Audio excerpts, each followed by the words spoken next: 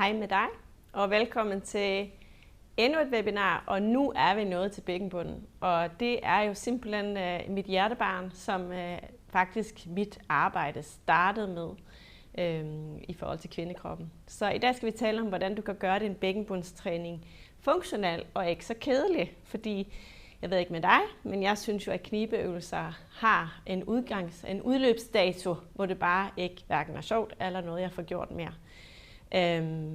Og for mig så har det faktisk været et område, der har betydet meget for mig personligt, da jeg fik mine 3 børn, hvor jeg opdagede, at der var noget, der manglede. Der var noget, der manglede i, hvad jeg selvom jeg var fys, hvad jeg blev tilbudt af hjælp til at komme på plads igen med mit underliv, efter jeg havde født, men også at jeg kunne se, at det, jeg gjorde, havde en effekt, som andre manglede. Så jeg kom ind her i dag til dig, Andreas, og vi havde en lille snak om, at det kan godt komme bag på mange, når jeg begynder at tale om det her, at det faktisk ikke drejer sig om kun dem, der har født, eller gamle koner. Det her med en bækkenbund, der ikke kan gøre sit arbejde, det vil sige, at den ikke kan holde på som oftest vand, det kan også være afføring, eller støtte organerne godt nok. Men det at have det problem, det er noget, mange tror kommer, fordi man er gammel eller man er født. Men det er faktisk noget, som unge kvinder oplever, når de træner, om de er springgymnaster eller bare træner fitness. Det er noget yogalærere, dansere, fodboldspillere, professionelle løbere, langdistanceløbere, som ikke er professionelle, men bare løber langt. Faktisk 62 af kvinder, der løber, oplever inkontinens, mens de løber. Så det her, det er noget, som vi støder på, enten vi taler om det eller ej, hos rigtig, rigtig mange kvinder. Og der er et stort potentiale, synes jeg, til at hjælpe kvinder bedre. Og det er det, som det her webinar handler om, at simpelthen bygge en bro fra en muskel, som ligger i bunden af bækkenet. Vi har bækkenet her, ryggen fortsætter opad, og bækkenbunden ligger hernede med de 3 åbninger, som vi kvinder har, og hos mænd 2. Og det at have en muskel, som vi dårligt nok ved, hvor er, eller kan mærke, eller kan se, eller ved, hvordan vi bruger, til at vi lever i en tid, hvor vi som kvinder skal bruge kroppen meget, og gerne vil bruge kroppen meget. Hvordan bygger vi den bro, så vi har en bækkenbund, der rent faktisk kan gøre sit arbejde, når vi bevæger kroppen? Og det er det, det her webinar handler om. Så det, du skal lære noget om, eller som jeg håber, du vil lære noget om, det er, hvordan bækkenbunden hænger sammen med åndedrættet, og hvordan det, at du trækker vejret. Jeg siger ikke, at du skal trække vejret på en bestemt måde, men at du trækker vejret, mens du træner og bruger bækkenbunden i bevægelse, har en betydning for, hvor stærk den bliver. Og at bækkenbunden er designet til at arbejde i bevægelse. Altså lad sig bevæge, mens den arbejder, men også arbejder, mens du er i bevægelse. Det er jo noget, vi tit misser, at bækkenbunden, den efterlader vi ude i garderoben på vej ind til træning. Vi laver måske knibeøvelser, men når vi skal træne, så er det resten af kroppen. Og det er faktisk noget af det, vi skal prøve at gøre op med. Og så skal du lære lidt om, hvordan bækkenbunden hænger sammen med resten af kroppen ved at have nogle partnere, nogle støttespillere, som gør, at den bliver meget stærkere og fungerer som hele det bevægelseskontrol, der foregår i din kerne. Bækkenbunden er ikke alene på arbejde, aldrig faktisk. Og så skal du lære noget om, hvordan du kan faktisk styrke bækkenbunden i øvelser, som du aldrig ville tænke var bækkenbundens øvelser, men hvor vi udnytter det samspil, som bækkenbunden har med resten af kroppen, og fortæller dem, hvad skal du gøre, når det er, jeg gør det her med min krop. Det vil du også høre lidt om, hvordan du kan gøre det. Jeg har 3 børn. Dem kan du se nederst i det midterste billede, og jeg fik dem på 4 år, så der er ingen tvivl om, at min bækkenbund der var voldsomt på overarbejde gennem 3 vaginale fødsler. Og for mig har det været banebrydende at forstå, hvordan jeg kunne hjælpe min bækkenbund tilbage til det, jeg vil bruge min krop til. Så jeg håber, at hvis du sidder og kigger med og tænker, der er simpelthen lang vej nu, at du vil finde nogle muligheder i det, vi snakker om i dag, til at se, at vi kan bygge den bro, vi kan hjælpe den bækkenbund til at forstå, hvordan den skal arbejde, når du er fysisk aktiv. Udover at jeg har mine børn, så har jeg som fysioterapeut en klinik i Vedbæk, og jeg har skrevet en bog, der hedder Kvinde bevæger dig stærk, som du kan købe her på hjemmesiden. Og jeg holder også kurser og workshops, og der ligger faktisk et link her i webinaret i dag til et nyt kursus, jeg har lavet til et webinar, der hedder Gør din bækkenbund løbeklar, som er opfølgeren til det, vi snakker om i dag, hvor vi skal hoppe og løbe og tage det til next level. Og der holder jeg faktisk også en workshop for fagpersoner, som du også kan finde oplysninger om hernede. Så har jeg et online-forløb, og det er jo der, hvor jeg vil invitere alle kvinder, om du er født eller ikke er født, eller har født for 20 år siden og på vej i overgangsalder, eller hvad det nu er. Kig på det og se, om det kan være en vej for dig til at tage ejerskab på, hvordan du kan hjælpe din kerne og din bækkenbund tilbage, sammen med resten af kroppen, som også skal være stærk. Alright.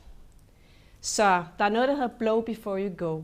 Blow before you go vil sige, vi hjælper bækkenbunden til at gøre sit arbejde, inden belastningen starter. Men faktisk er det noget, vi gør i træningsøje med. For i den ligesom naturlige, optimale krop, så er bækkenbunden designet til at respondere på de belastninger, der er. Så forestil, hvis du behøver ikke at skifte, Andreas. Forestil dig, at du har dit bækken her, og oven på bækkenet ligger der en masse organer, og så har vi rygsøjle og mave. Og alt det, du bruger kroppen til, det øger trykket heroppe, og det vil trykke mere ned på bækkenbunden.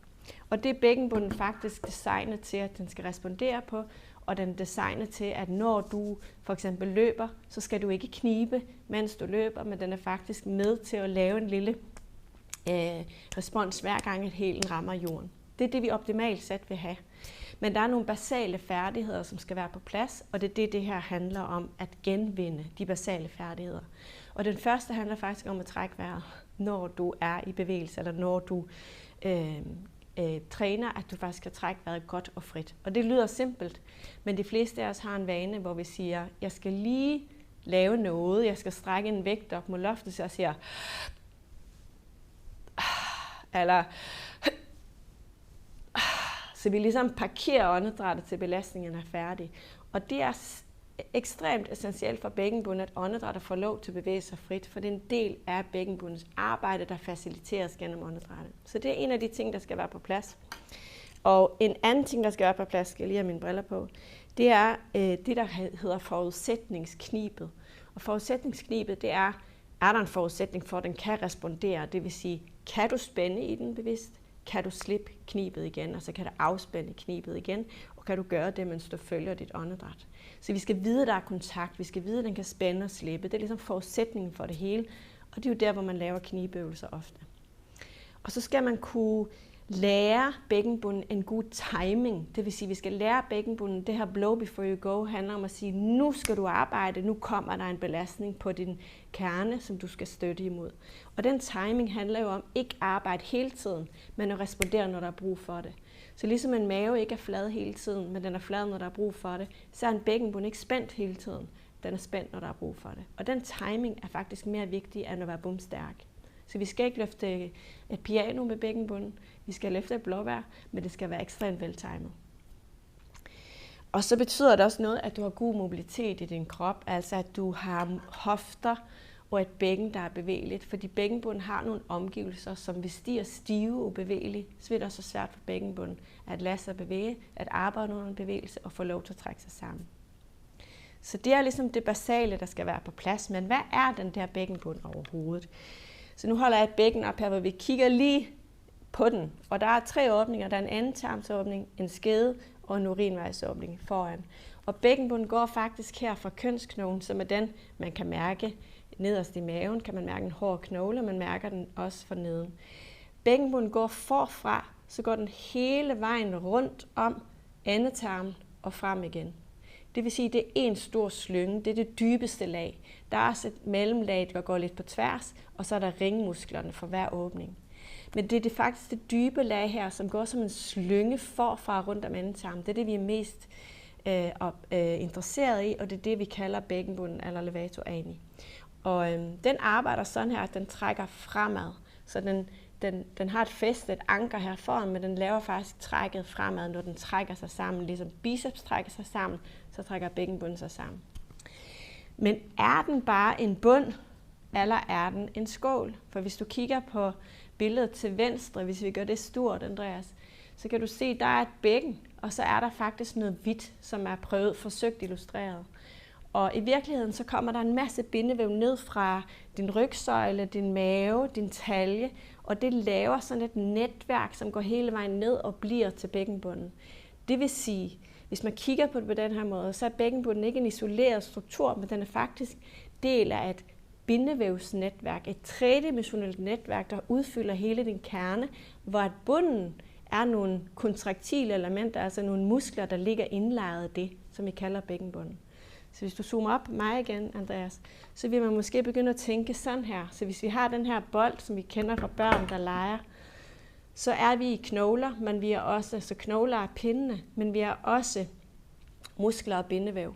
Og vores form, vores kropsform, gives af, at der er balanceret tension og spænding i alle komponenter her. Så kan knoglerne og bolden have den her form. Og så ser man det faktisk også mere og mere i bækkenbunden, at bækkenets organer, bindevæv omkring dem, hænger sammen med mavemusklerne og bindevævet her, hænger sammen med ryggen bag til og bindevævet her, hænger sammen med indersiden af bækkenet, så væggene i siderne, væggene bag til og bunden. Så det vil sige, at det er sådan et stort kollagent bindevævsnetværk. Og det vil sige, at nu taler vi ikke bare om en muskel, der skal trække sig sammen, nu taler vi om noget, der skal være sådan lidt mere spændstigt og elastisk og resilient også. Og det skal være juicy og bevægeligt. Og det betyder også, at det ikke lige meget, hvordan du bærer dig selv, eller hvad der foregår, om du trækker vejret. Fordi det, der foregår her, faktisk er en del af det her netværk, og har betydning for, hvordan vilkårene er for en stærk og velfungerende bækkenbund. Så det er ikke bare en bund, det er ikke bare en hængekøje fra foran tilbage til, som skal lave et arbejde alene. Det er faktisk, som den tegning nummer 3 viser, at vi kan se sådan nogle slynger, der ligesom går fra ryg via bund og op igen. Det hænger sammen, og forskning viser igen og igen, vi kan ikke adskille ryg fra bækkenbund eller mave fra bækkenbund. Faktisk har 95% af alle kvinder med low back pain eller lændesmerter, de har en påviselig dysfunktion i bækkenbunden. Så meget hænger det sammen. Og når vi taler om bækkenbunden, så selvom vi husker, at det er en muskel, så skal vi altså huske, at den hænger sammen med resten af kroppen. Vi talte lidt om det tidligere også, Andreas og mig, i forhold til, der er rigtig, rigtig mange af os kvinder, der oplever gener fra bækkenbunden, især at vi har svært ved at holde på vandet i løbet af livet. Og faktisk viser et nyt studie, at 46% af kvinder, der oplever en bækkenbund, der ikke fungerer, de holder op med at dyrke fysisk motion eller fysisk aktivitet. Og det er ikke bare high impact, det er faktisk også low impact aktiviteter, som kvinderne holder sig fra. Så det her, det er virkelig noget, vi skal tage alvorligt, og vi skal hjælpe til at komme i gang igen med at finde ud af, hvordan kan bækkenbunden lave sit arbejde, når vi er i bevægelse. Så jeg kan lige at tænke på bækkenbunden som den indre trampolin. Når vi tager det her bindevævsnetværk, som er, det er mine briller, som er elastisk, og vi tænker, nede i det her elastiske, der er nogle muskler, der kan arbejde. Der begynder man at tænke, at når der rammer nogle kræfter i min kerne, når jeg hopper eller når jeg bevæger mig, så er der noget mere end bare selve musklen. Der er noget, der skal respondere og være resilient. Så den indre trampolin, det er måske bækkenbunden, et bedre navn for det. Og hvad er opgaven så for den bækkenbund? Jamen den skal jo gøre det, at den lukker for de åbninger, der er. De 3 åbninger, urinvej, skede og endetarm. Og det, der lukker mest hermetisk, det er de 2 yderste. Så skeden lukker ikke så hermetisk, men bækkenbundens arbejde handler om at lave et knæk på de rør, så at det, der kommer oppe fra organerne, fra urinblære eller tarme, ikke kan komme ud. Og den opgave, kunne man så sige, det er det, der sker, når bækkenbunden den trækker sig sammen bagfra og trækker frem, så laver den det knæk. Men forestil dig nu, at du har en vandslange, som vi ser på billedet her, og der løber vand ud, og du lægger vandslangen ned på en blød madras, og så træder du på den. Så vil den sløvhed eller mangel på støtte, der er omkring den, fordi madrassen er blød, det vil gøre, at du kan trykke nok så hårdt, men du formår ikke at klemme røret af, så der vil pible vand ud alligevel.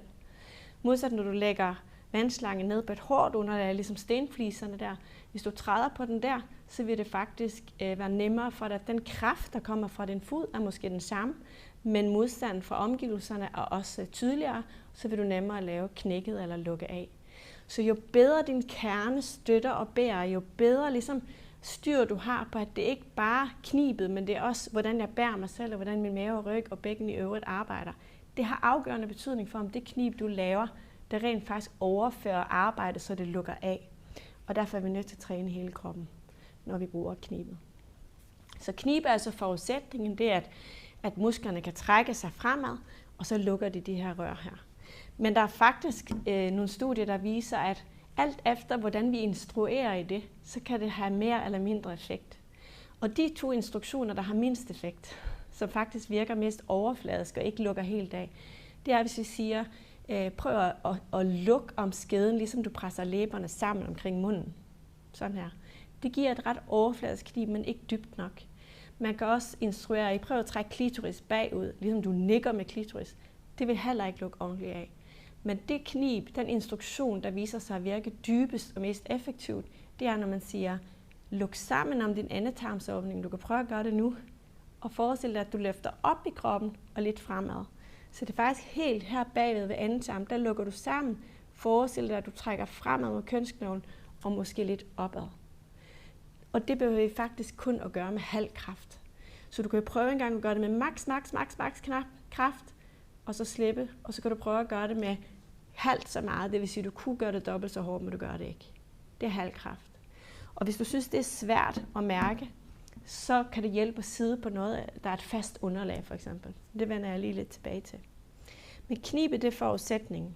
Men bækkenbunden er fantastisk. Den har faktisk, hvis du sammenligner med et termometer, så har den en hviletilstand, der ligger omkring 0 grader. Og der har bækkenbunden faktisk allerede noget spænding i sig. Så den slapper aldrig af. Du falder ikke ud af dig selv, hvis du slapper af i bækkenbunden, for den holder lidt alligevel. Det hedder hviletonus. Men det, der sker, når du ånder ind, det er faktisk helt naturligt, når du ånder ind, så går diafragmaen nedad i maven. Så vil bækkenbunden helt automatisk lade sig forlænge. Så forestil dig, det er din bækkenbund, min biceps. I det du ånder ind, så vil den sige, jeg har dig, jeg bremser, jeg slipper ikke, men jeg lader mig forlænge kontrolleret. Det gør bækkenbunden også. Og når du ånder ud, så går diafragmaen op igen, åndedrætsmusklen, så vil den gøre det modsatte, så vil den trække sig sammen og forkorte sig. Så det vil sige, at bækkenbunden har en range, der går på det her termometer fra plus 40 grader til minus 40 grader. Det vil sige, at den kan både arbejde i forkortelse og forlængelse. Det vil sige, at vi skal ikke bare knibe, for så arbejder vi kun i forkortelse. Det at kunne slippe, det at kunne bremse, det at kunne lade sig forlænge, det er super centralt for at få den fulde kapacitet i bækkenbunden. Og det kræver bevægelse. Det vil vi aldrig få, hvis vi bare sidder og ligger ned og laver vores knib. Så det vi skal genetablere, det er faktisk den her dans. En bækkenbund, hvis vi sammenligner med biceps igen. En dans, der siger, at den kan både bruge den fulde bane til at forkorte, men den kan også bruge fulde bane til at bremse og lade sig forlænge. Og det vil sige, at en bækkenbund, der får lov at komme herud, den er klar til at sige, hvis du hopper, eller nyser, eller der er et barn, der hopper op på dig, du skal gribe det, så vil bækkenbunden, hvis den er her, kunne sige, men hvis den allerede er her, fordi du går og kniber hele tiden, så har du og du siger så til bækkenbunden, kom så, du skal arbejde. Så vil bækkenbunden være sådan lidt, jeg arbejder allerede, og jeg er faktisk ret træt. Jeg har været her hele dagen, og jeg har faktisk ikke fået lov at slappe af, jeg har ikke fået lov at komme herud. Der er ikke mere at give af.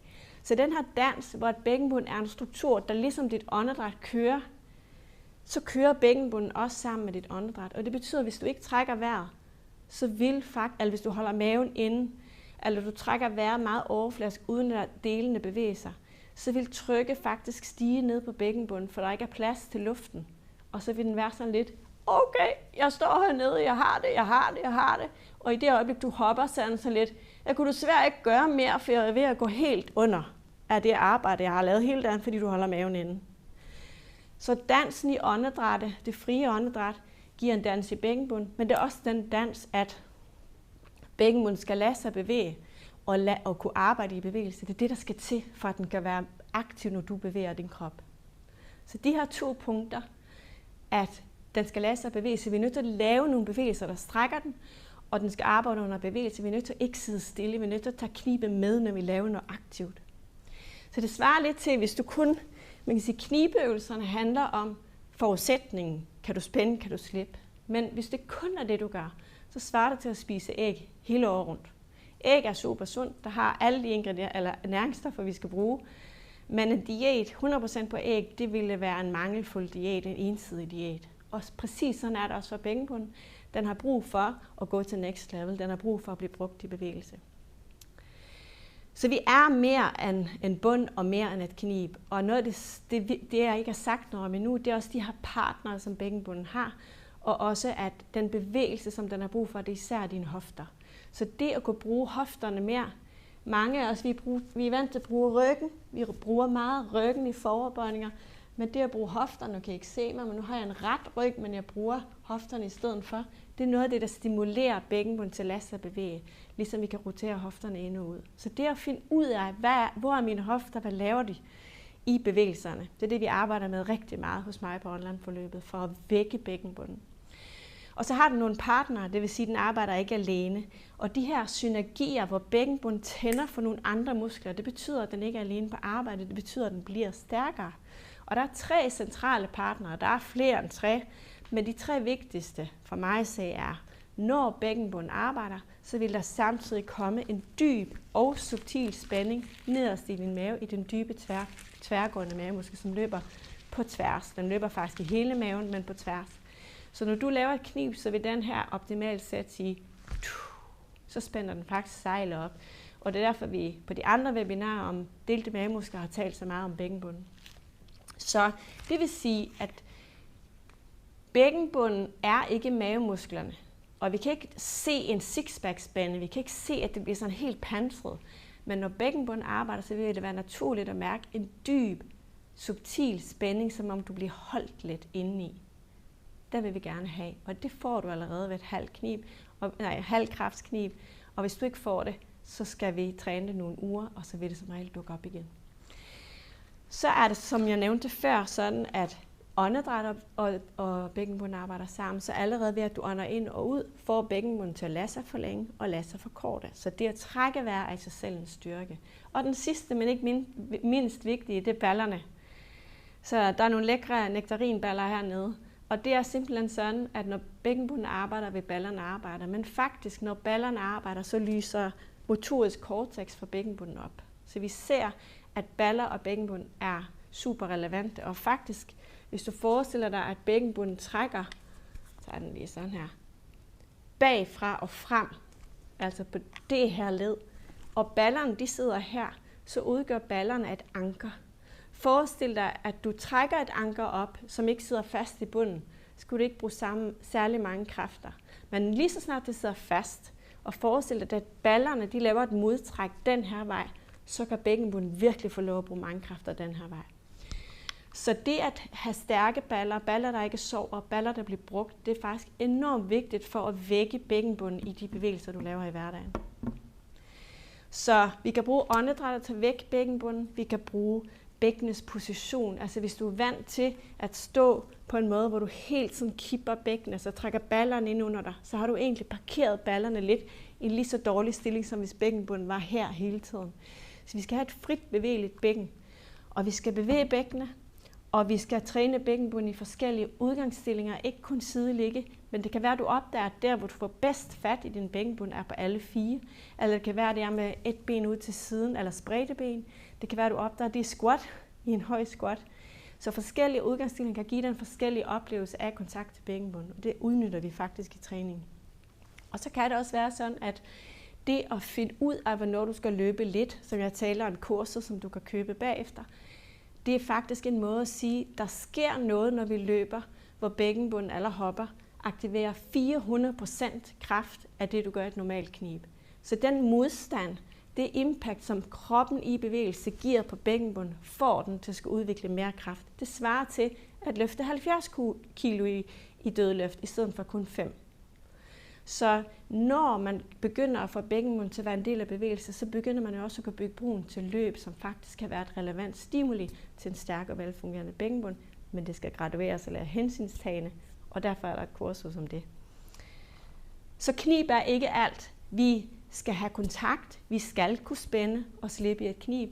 Vi skal opdage, om vi kan gøre det, mens vi trækker vejret, så vi kan følge, sådan at når vi ånder ud, så laver vi knibet. Det er der bækkenbunden har nemmest ved at løfte sig op og forkorte sig.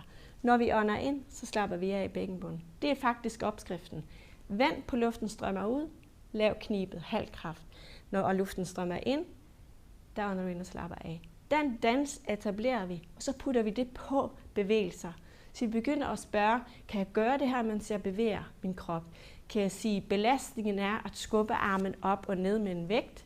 Dansen vil være, jeg skal hjælpe bækkenbunden til at arbejde, mens der er belastning. Det er at skubbe og sænke. Så jeg ånder ind og gør mig klar med en afslappet bækkenbund. Jeg ånder ud, aktiver den, og bliv ved med at ånde ud og holde den aktiv helt til armen er nede. Nu er jeg færdig, nu ånder jeg ind og slapper af. Så det er begyndt at træne helt simple bevægelser. For de fleste af os så hopper kæden af, når vi skal bevæge kroppen samtidig. Det er det sværeste. Og så begynder vi at arbejde med at bruge hofterne og få skabt noget juicy væv.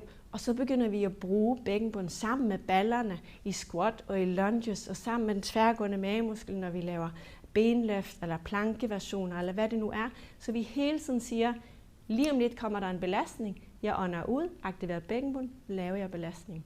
Og så lader jeg være med at trække ballerne ind under mig, fordi det forhindrer faktisk både bækkenbunden og ballerne at gøre sit arbejde godt. Det er en længere historie, som jeg ikke kommer ind på lige i dag. Og jo mere man gør det her og bruger bækkenbunden sammen med sine partnere i gode bevægelser, jo mere flytter vi os over i funktionsknib, altså et knib, vi kan bruge i funktion. Og når vi bruger det, så kommer vi over den sidste cirkel, som hedder spontan respons. Det vil sige en bækkenbund, der faktisk gør sit arbejde selv.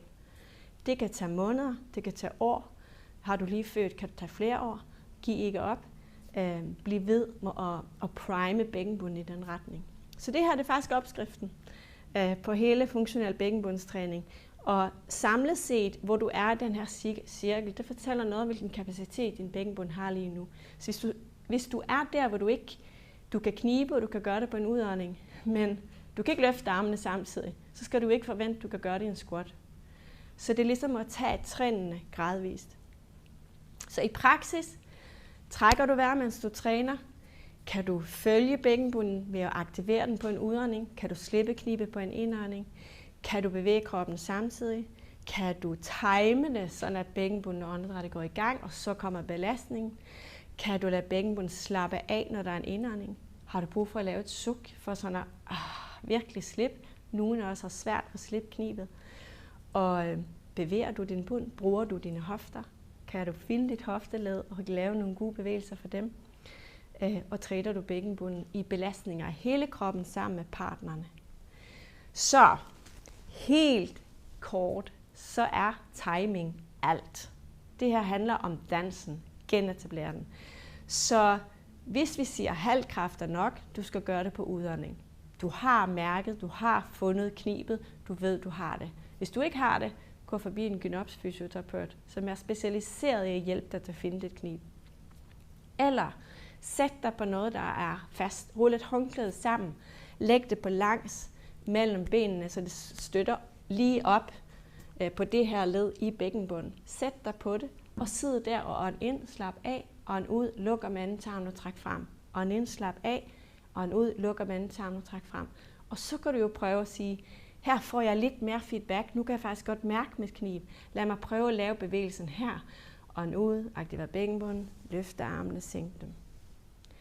Faktisk så er bækkenbunden mere aktiv i sig selv bare ved at stå op i forhold til at ligge og sidde.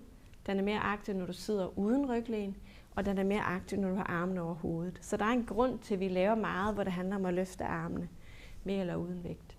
Men sid gerne på noget for at vække den her kontakt, og så kan du gå over til at løfte noget.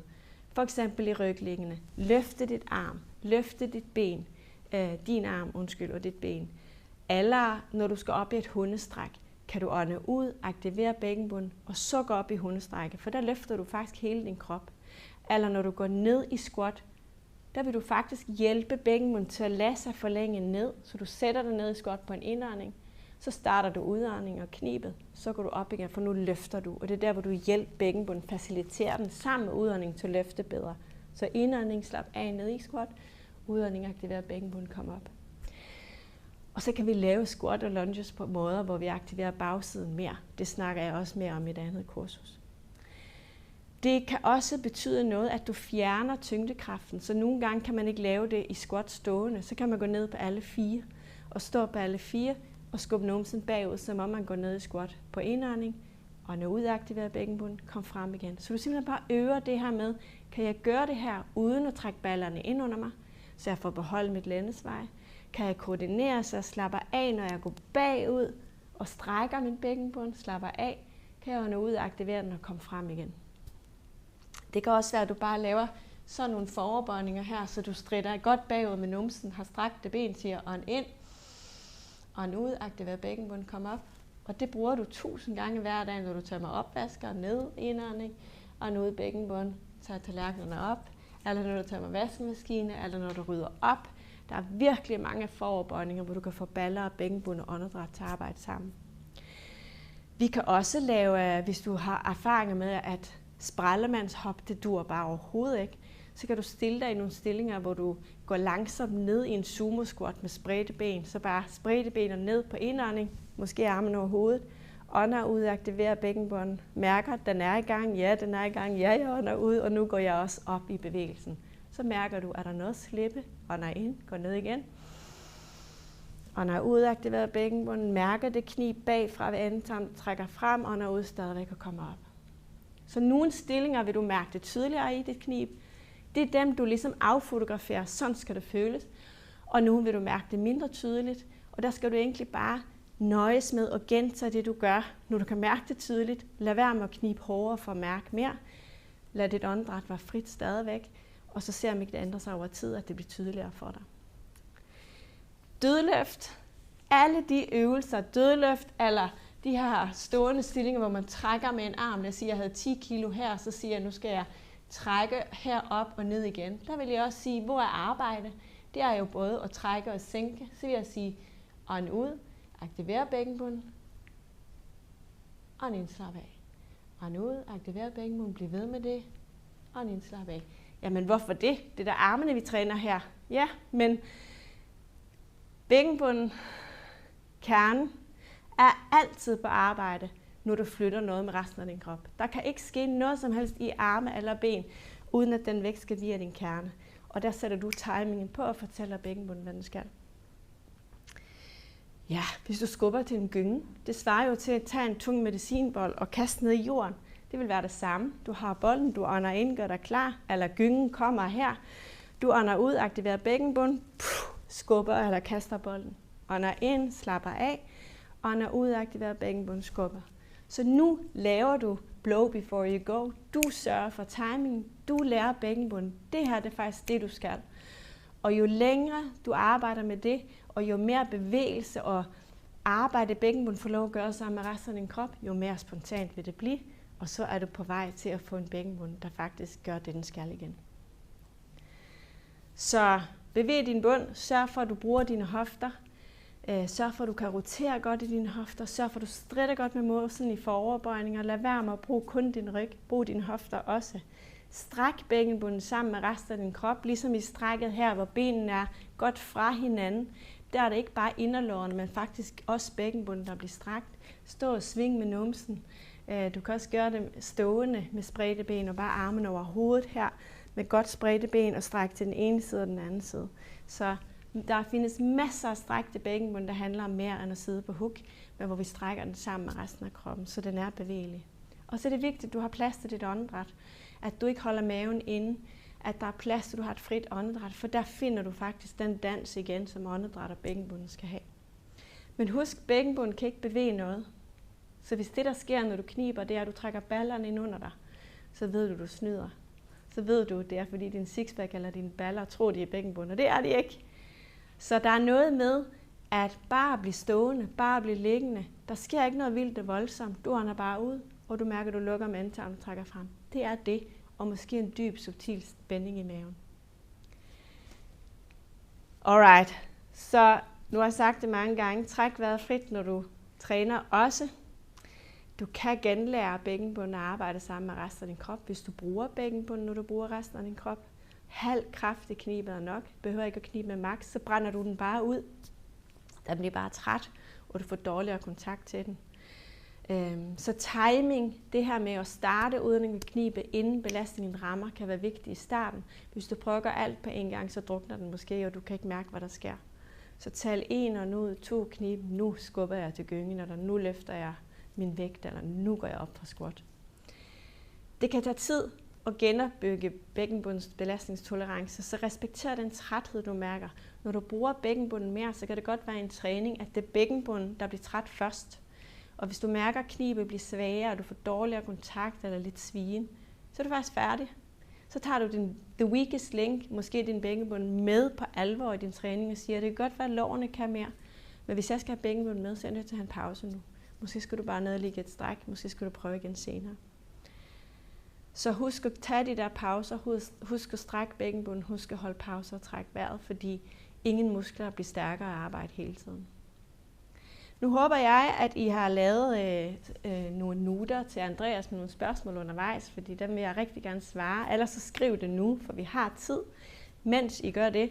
Så jeg vil bare sige, at hvis du synes, det her var mere, end du kan overskue og bare sætte i gang med, så er det elinsulin.dk's online-forløb handler om. Du skal ikke have delte mavemuskler for at træne det, men du må også gerne have delte mavemuskler. Vi har kun én kerne, én krop. Den skal fungere lige meget, om det er bækkensmerter, inkontinens eller delte mavemuskler, du har. Og der er også bogen. Som sagt, så er der min klinik i Vedbæk, og du er altid velkommen til at skrive til mig.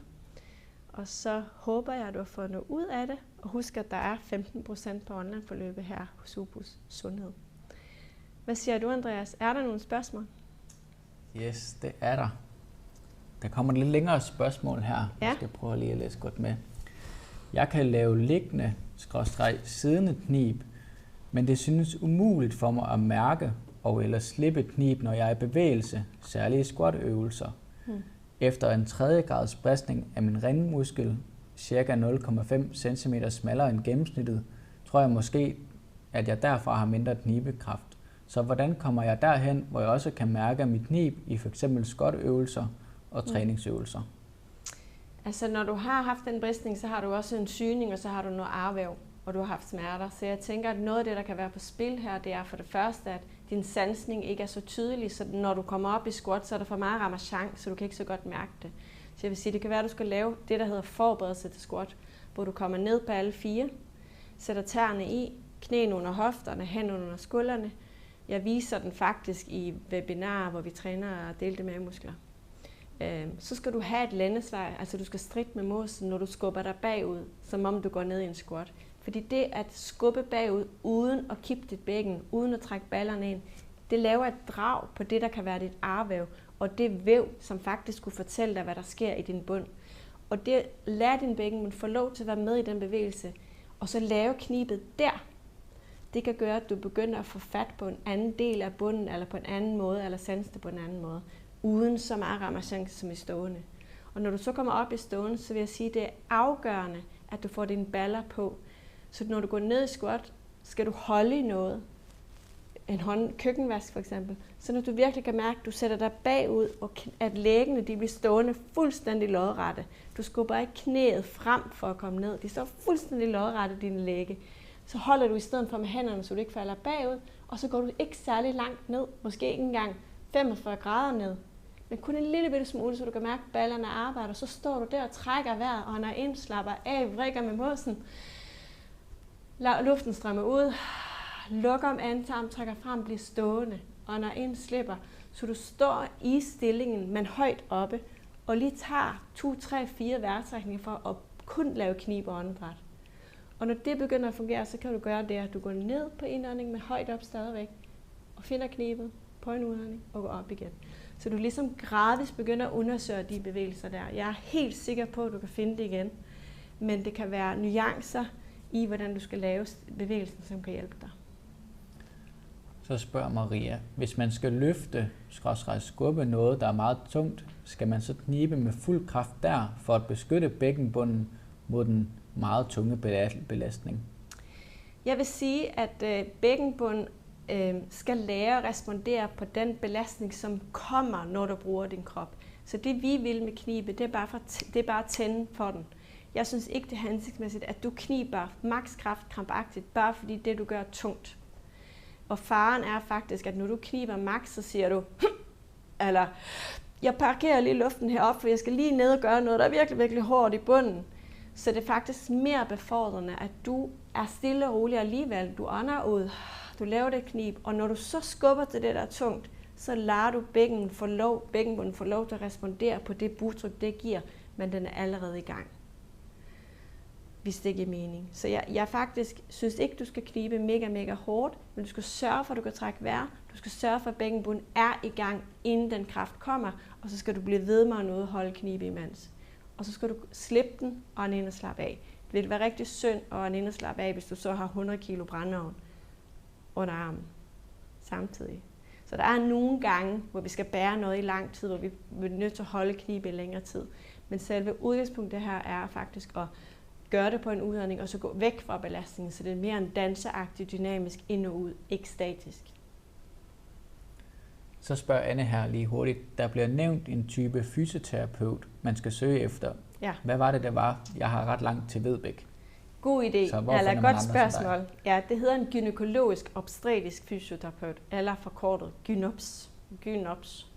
Og det er en fysioterapeut, der er specialiseret i at måtte undersøge det indvendigt, ligesom en gynækolog gør. Men modsat en gynækolog, der er meget medicinsk, histologisk orienteret, og ikke så funktionelt, så har fysioterapeuten jo hele det funktionelle billede på, hvad kan der være i spil, som påvirker funktionen i bækkenbunden, også når du er i bevægelse.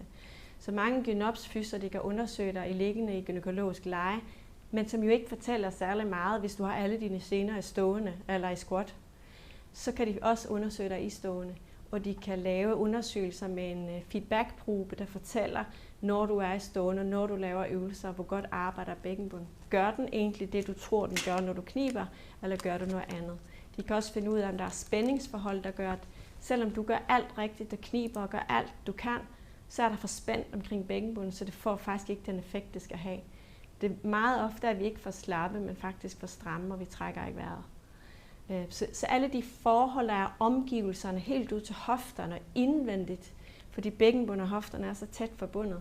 Indvendigt kan de også arbejde manuelt og faktisk gøre, at bækkenbunden kommer til at fungere meget bedre, bare fordi den bliver behandlet. Så Genopsys, I finder nogle af dem på min hjemmeside under samarbejde, helt nede i bunden af hjemmesiden. Der er der mange af dem, jeg har uddannet, som også er Genopser. Og I finder dem også inde på Danske Fysioterapeuters hjemmeside. Så er der et spørgsmål her fra Tia. Er der nogle særlige øvelser, som er gode til at blive bedre til at holde sig, når man skal tisse? Det er klart, det her sværest ved, især ved grineanfald. Ja, så forestil dig, at det, der sker, når du griner, det er, og hvis du har lidt urin i blæren, men når du griner, så øger bugtrykket. Så det, at du har svært ved at holde på vandet, når du griner, det er egentlig, fordi din bækkenbund er ikke vant til særlig meget bugtryk, eller den er så lidt, hvad skal jeg? For sent opdager den, hvad den skal. Så al den træning, som jeg har vist her, fra niveau til niveau, eftersom du kan mere og mere, handler faktisk om netop det, at genfortælle bækkenbunden. Prøv at høre, når bugtrykket stiger, så skal du være klar. Og hvis den har glemt det, enten fordi man har været springgymnast og faktisk altid har tisset i bukserne, eller spillet meget fodbold, eller fordi man har født, og bækkenbunden blev strakt, så nu er der ikke nogen signaler i den mere. Lige meget hvad det er, så går vi ind og egentlig bare fortæller den, sådan som en betinget refleks. Prøv her, jeg ånder ud, du skal knibe, nu kommer der en belastning. Og på et tidspunkt, så vil den selv, af sig selv, når du griner, gøre sådan der. Og det kan du prøve ved, hvis du ruller et håndklæde hårdt sammen og sætter dig på det, så kan du prøve en gang at bare rømme dig. Så vil du måske kunne mærke, at det kan den godt. Der kan du mærke, at den løfter sig lidt. Og måske også, når du huster. Men når du griner, så bliver det for meget. Så har vi så fundet ud af, det er den kapacitet, din bækkenbund har lige nu. Den er måske ikke stærk nok eller responderende nok, måske ikke bevægelig nok til at klare det, men det er det, som funktionel træning kan hjælpe den til igen. Så you go, girl. Så tager vi sidste spørgsmål her fra Katrine. Hun spørger, hvor længe ofte skal man bruge på at træne det i hverdagen, bare sådan cirka, og er det ok med træning trods eftervejer her 14 dage efter fødslen? Så jeg tager det med fødslen først. Så hvis jeg skulle give et godt råd, når du lige har født, så vil jeg sige, du skal nok komme igen, selvom du ikke træner så meget lige nu. Lige nu handler det om at sove, restituere, nyde baby, spise, drikke. Og jeg er ret sikker på, at du kører rimelig meget rundt i babymad, babysove, mormad, og så var det babymad igen. Så der er ikke så meget mere, der er plads til.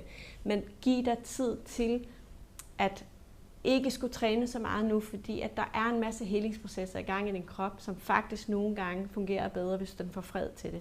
Men det du godt må gøre nu, det er at begynde at mærke, at du kan trække vejret, og begynde at aktivere din bækkenbund på udånding med halv kraft. Så begynde at lege med og mærke det der luk omkring andetarmen, der trækker frem, mens du ånder ud.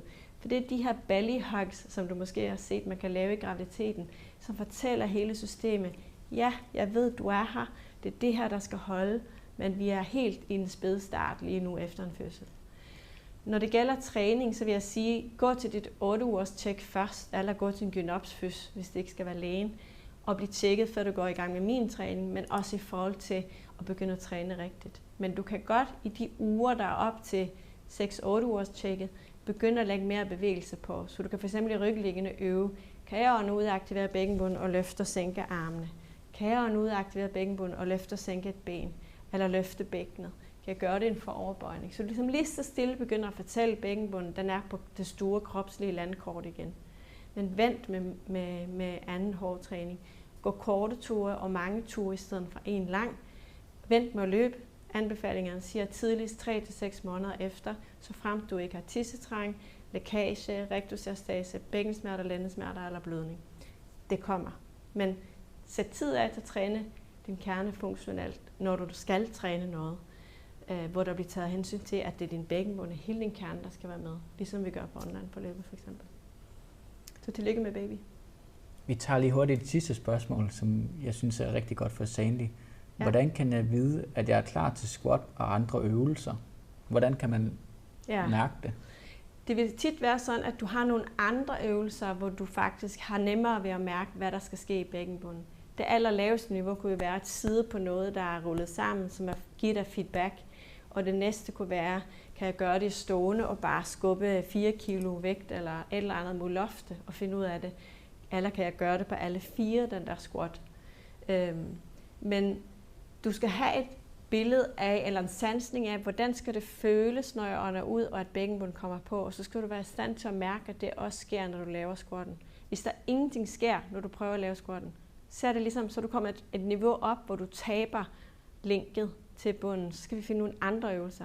Og det er det, der er sjovt. Vi ved aldrig helt, hvem af os, der responderer og får vækket bækkenbunden bedst i hvilke stillinger og bevægelser.